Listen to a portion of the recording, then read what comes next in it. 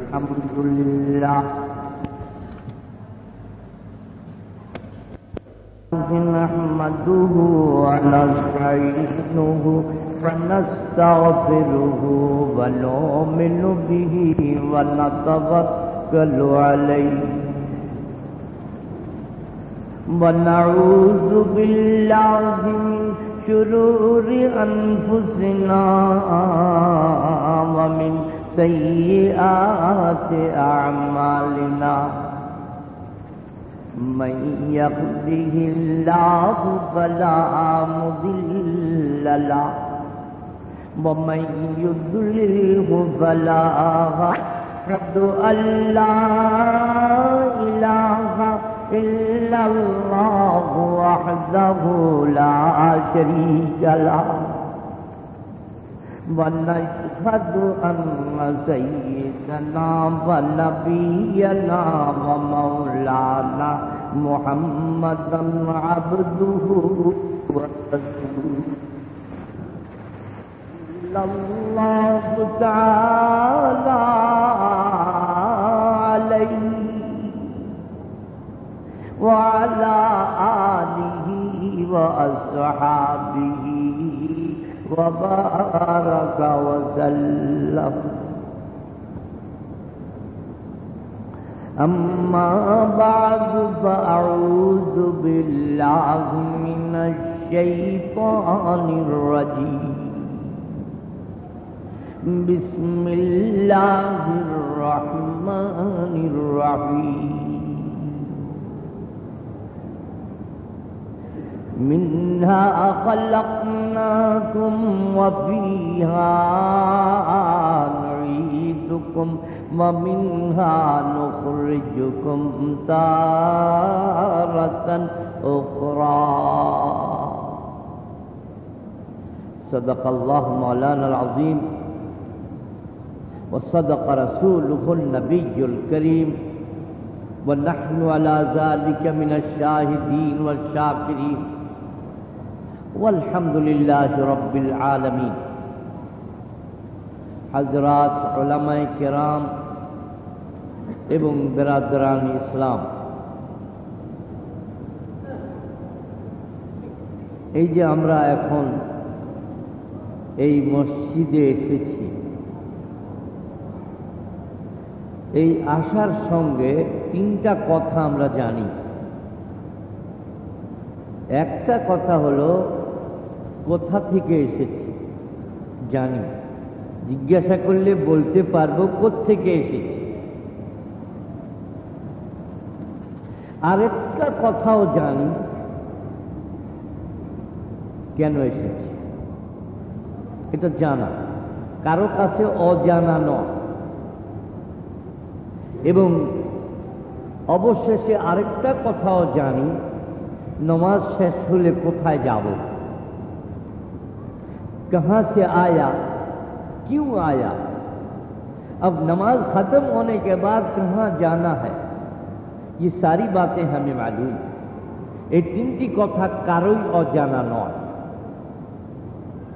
अगर ये बात सही है, ये कथा यदि सत्य है अवश्य सत्य, किन्तु आर तीनटी कथा आमरा जानी ना।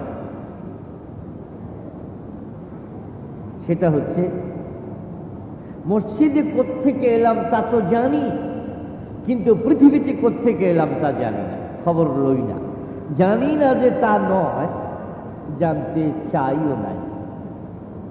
এই কথা সত্য, যেমন মসজিদে 2 ঘন্টা পূর্বে আমরা ছিলাম না, ঠিক এইভাবে কথাও সত্য, এমন এক সময় ছিল যখন আমরা পৃথিবীতেও ছিলাম না।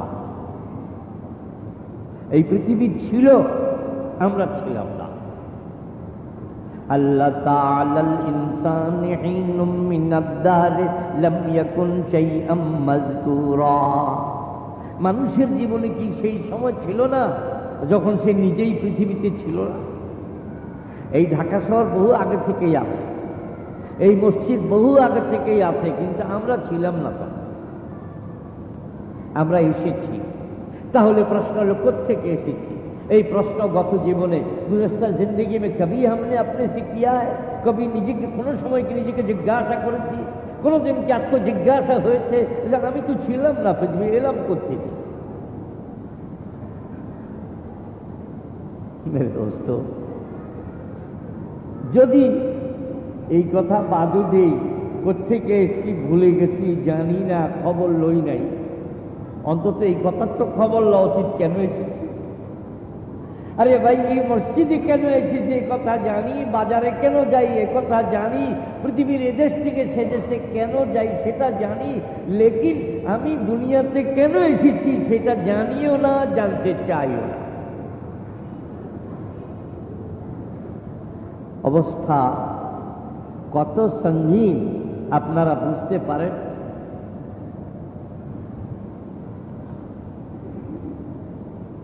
শুধু যে এই কথা যে আমরা কোত্থেকে এসেছি তা জানি না, কেন এসেছি তা জানি না, এই যে মসজিদে প্রবেশ করার সময় একটি জানাজা অপেক্ষা করছে, আপনারা দেখে এসেছেন হবে। এই জানাজা কোথায় যাবে? আত্মীয় স্বজনরা তো প্রকাশ্যে আজিমপুর পৌঁছে দিয়েই দায়িত্ব শেষ, সে যাবে কোথায়? আর আমি এবং আপনি যখন এই অবস্থায় থাকব, অর্থাৎ আমাদেরকেও যখন এখানে হাজির করা হবে, আমরা কোথায় যাব? এগুলো বাস্তব প্রশ্ন, प्रैक्टिकल क्वेश्चंस ऑफ लाइफ, जिंदगी के अहम सवालात हैं जो मुझको और आपको अपने से पूछना है, নিজেকে জিজ্ঞাসা করতে হবে আমাদের নিজেদের ভবিষ্যৎটা কি। এখানে তো খাওয়া দাওয়া ঠিক আছে, বাড়িঘর ঠিক আছে, হাওয়া বাতাস ঠিক আছে, দরকার হলে এয়ার কন্ডিশনও আছে, দরকার হলে ফ্যানও আছে, টিভিও আছে, বাচ্চাও আছে, টেলিফোনও আছে, সবই আছে, বন্ধু বান্ধব আছে, যাবতীয় প্রয়োজনের আয়োজন হয়ে আছে। কিন্তু যেখানে যাব সেখানে কি কি প্রয়োজন আছে তার প্রস্তুতি আমার কতখানি হয়েছে? अगर ये सवालात मेरे और आपके दिल में नहीं आते हैं, ये बड़ी हमाकत की बात होगी। যদি এই সমস্ত প্রশ্ন আমাদের মনে উদয় না হয় এবং এই সমস্ত প্রশ্নের জবাব যদি আমরা তৈরি না করি, এটা নিতান্ত বোকামি হবে এবং নিতান্ত বিপদের কারণ হতে পারে। সেই জন্যে আজকে এই প্রশ্ন আপনাদের মনে আমি পেশ করতে চাই, আপনাদের মনে এই প্রশ্নটা উঠুক, আমি তো ছিলাম না, কোত্থেকে এলাম, আমি কেন এলাম? এবং প্রতিদিন আপনারা দেখেন, এখানে প্রতি জুমায় আপনারা দেখেন জানাজা হয়, লোকটাকে বিদায় করে দেওয়া হয়, কোথায় যায়? दर्द कुछ मालूम है कि ये लोग सब, दर्द कुछ मालूम है कि ये लोग सब किस तरफ से आए थे किधर को चले गए, किस तरफ से आए थे किधर को चले गए। আজিমপুরের এয়ারপোর্টে নিয়ে আমরা সকলকে বিদায় করে চলে আসি, তারপর সে কোথায় যায় কোনদিন কি আমরা জিজ্ঞাসা করেছি? আর সে কোথায় যায় খবর না নিলাম, আমি কোথায় যাব এই কথা তো অন্তত চিন্তা করা দরকার। মেরে দোস্ত, কোরআন এই ব্যাপারে খামোশ থাকে না।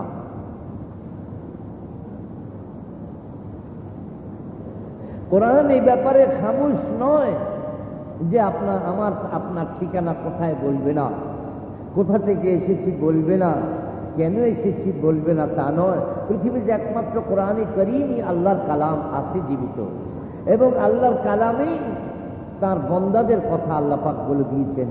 আর পৃথিবীর কোটি কোটি কিতাব খোঁজেন, তাতে এই প্রশ্নের জবাব আপনারা পাবেন না।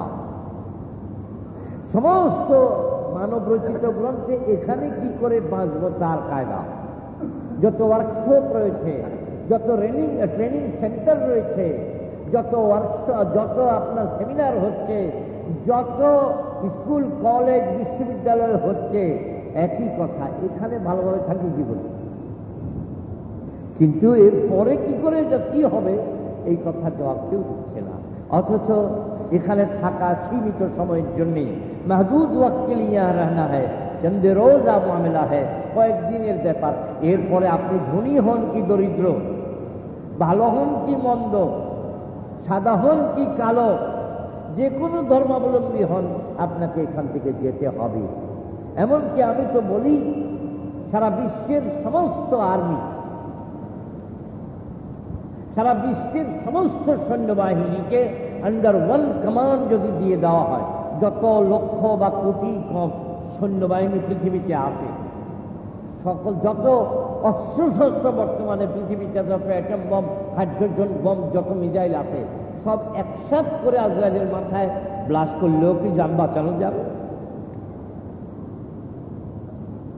হাদিস মে হ্যায় হুজুর পর নূর সাল্লাল্লাহু আলাইহি সাল্লামকে একজন জিজ্ঞাসা করলেন, ইয়া রাসূলুল্লাহ, আমরা যখন যুদ্ধরত থাকি, লড়াই করি, দুই পক্ষে লোক মারা যায়, আজরাইল কার জান কখন কবজ করে? দুইজন তো একসঙ্গেই মারা যাচ্ছে, আমি কাউকে মারতেছি, আমারও কেউ মারতেছে যুদ্ধের মধ্যে। হুজুর সাল্লাল্লাহু আলাইহি সাল্লাম বলেন, শুনো, সারা বিশ্বকে আজরাইলের কাছে আল্লাহ পাক একটা তস্তুরির মতো বানিয়ে দিয়েছে, একটা প্লেটের মতো বানিয়ে। সারা বিশ্ব তার হাতে একটা প্লেট। তুমি তোমার হাতের প্লেটের যে কোনো জায়গা দিয়ে ধরে খানা লোকমা ধরতে পারো, সেও পৃথিবীর যে কোনো জায়গা থেকে ডাক দিতে পারে, ধরতে পারে, কোনো অসুবিধা। একখানি হাদিস হুজুর নূর সাল্লাল্লাহু আলাইহি ওয়াসাল্লামের সাথ ফরমায়া যে দেখো, পৃথিবীর সমস্ত মসজিদে আজরাইল নজর রাখে কে মসজিদে জমাতে আছে, কে আসে না। যাদেরকে জমাতে দেখে তাদের রূহ কবজ করার সময় আজরাইল ইসলাম তাকে বলেন, তুমি কলমা পড়ো, তোমার জান আমি এখন কবজ করব, তার জন্য আসানি করে। আর যাদেরকে জমাতে হাজির পায় না, তাদের সঙ্গে যা ব্যবহার করো তা করে। তো বলছিলাম কথাটা এই প্রশ্নের জবাব যদি না হয় তাহলে কিন্তু বিপদ হবে।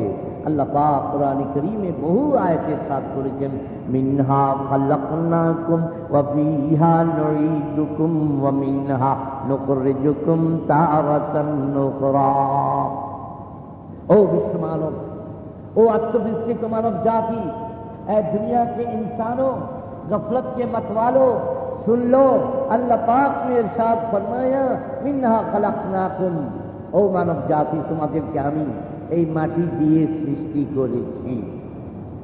তারপরে আল্লাহু আখরাজাকুম মিন বুতুনি উম্মাহাতিকুম লা তা'লামুনা শাইআ ওয়া জা'আলা লাকুমুস সামআ ওয়াল আবসারা ওয়াল আফইদা লাআল্লাকুম তাশকুরুন। আল্লাহ পাক তোমাদেরকে তোমাদের মায়ের উদর থেকে বের করে এনেছেন।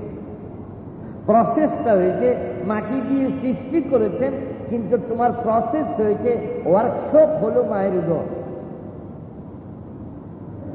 ফরমায়া লা তা'লামুনা শাইআ, যখন তোমাকে আমি সৃষ্টি করলাম মায়ের পেট থেকে, ভূমিষ্ঠ হলে তুমি মাটি দুনিয়াতে বের করে আনলাম, তুমি কিছু জানতে না। এখন তো বড় জানাশোনা লোক, তুমি প্রফেসর, তুমি থিওলজিয়ান, তুমি ইঞ্জিনিয়ার, তুমি ব্যারিস্টার, তুমি কমিশনার, তুমি কত কিছু মিনিস্টার, তুমি কত কিছু জানো।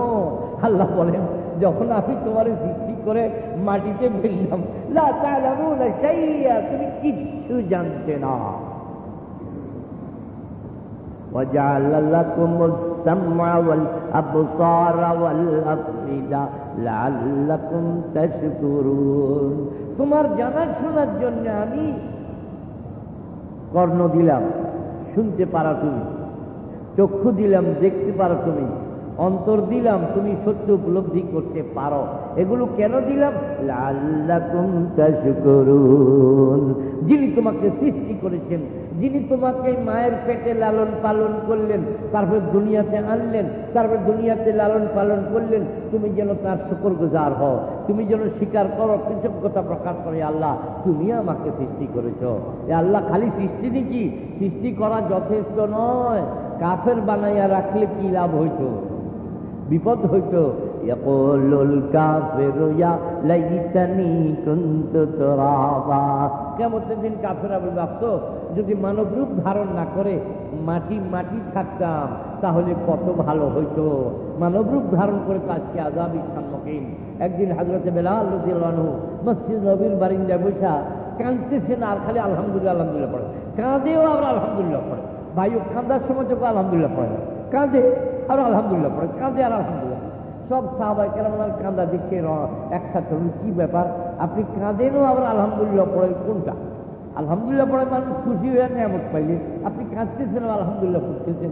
বলে কোরআনে কারীমের একটি আয়াতের কথা মনে করে আমি কাঁদতেছি, আল্লাহু ইয়াহদি মান ইয়াশাউ ইলা সিরাতিন মুস্তাকিম। কি অর্থ? আল্লাহ পাক বলেন আল্লাহ যাকে ইচ্ছা তাকে সরল পথের হেদায়েত দান করেন, সিরাতুল মুস্তাকিমের হেদায়েত দান করেন। হযরতে বেলাল রাদিয়াল্লাহু বলেন যে আমার কান্দা এই জন্য খুশিতে কান্দা এসছে, আল্লাহ যদি আমাকে হেদায়েত না করতেন তো আমি তো বিপদ করতাম, আমি তো দোজখের প্যাসেঞ্জার হয়ে যেতাম। আল্লাহ যে আমাকে হেদায়েত করেছেন এবং আমাকে যে আল্লাহ পাকের রাসূলের দরবারে হাজির হওয়ার তৌফিক দিয়েছেন, আমাকে যে মুসলমান বানিয়েছেন, এই জন্য খুশিতে আমি কাঁদতেছি। দোস্ত, আজকে সেই কাঁদাও নাই, সেই খুশিও নাই। মুসলমান হিসাবে কত বড় গৌরব, কত বড় মর্যাদা আল্লাহ পাক দিয়েছেন। পৃথিবীর কোন জাতির জন্য আল্লাহ জান্নাত তৈরি করেন না, একমাত্র মুসলমানের জন্য।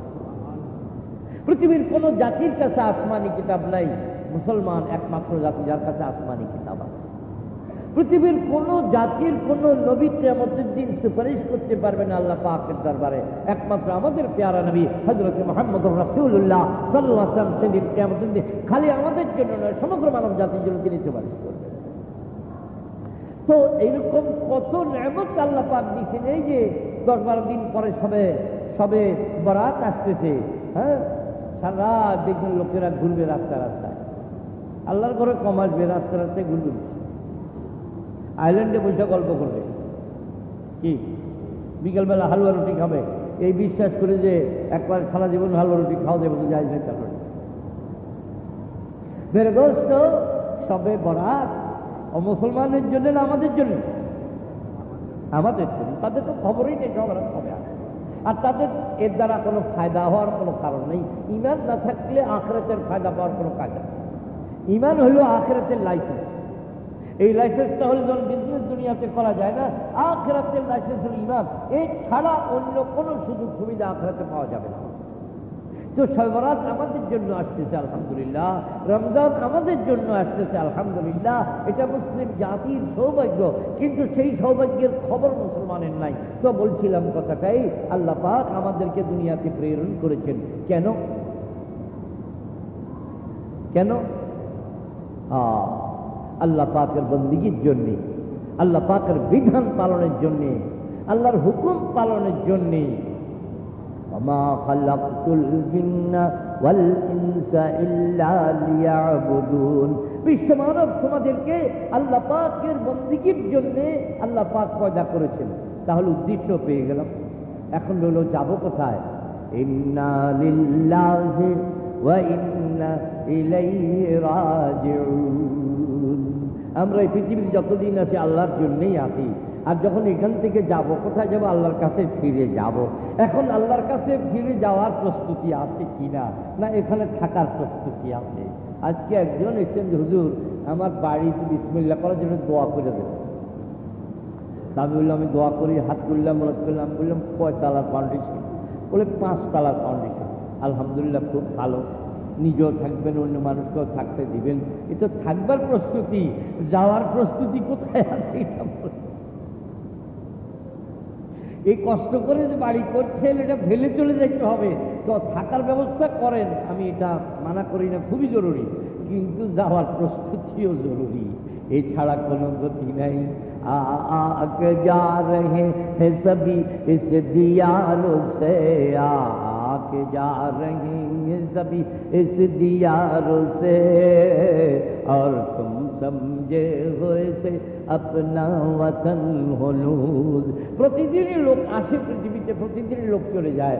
তুমি মনে করেছো এটা বুঝি পার্মানেন্ট থাকবার ব্যবস্থা, কারণ এটা পার্মানেন্ট থাকবার ব্যবস্থা নয়। এই জন্য আল্লাহ পাক বলেন মিনহা খালাকনাকুম ওয়া ফিহা নুঈদুকুম।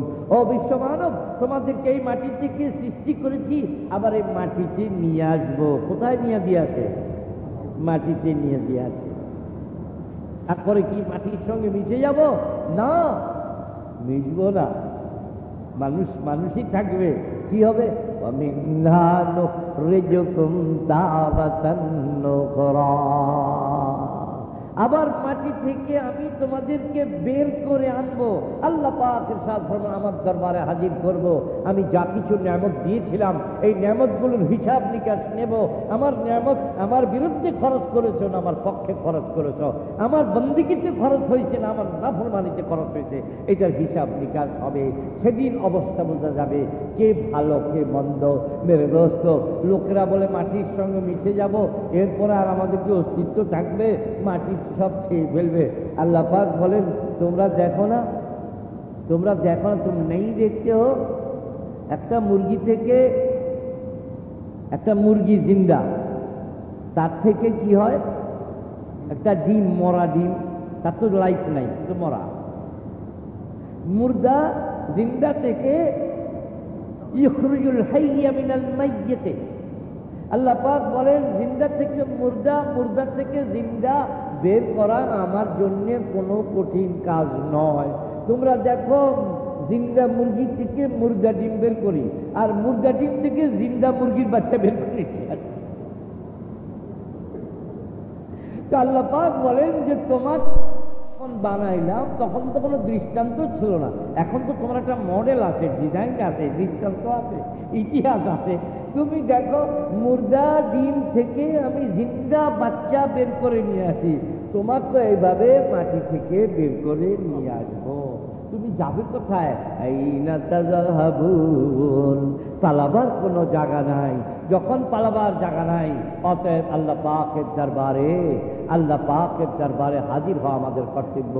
दुआ कीजिए कि अल्लाह पाक मुझको भी तौफीक दे, आपको भी तौफीक दे कि अल्लाह के दरबार में हाजिरी दें। रब्बना तक़ब्बल मिन्ना इन्नका अंतस समीउल अलीम।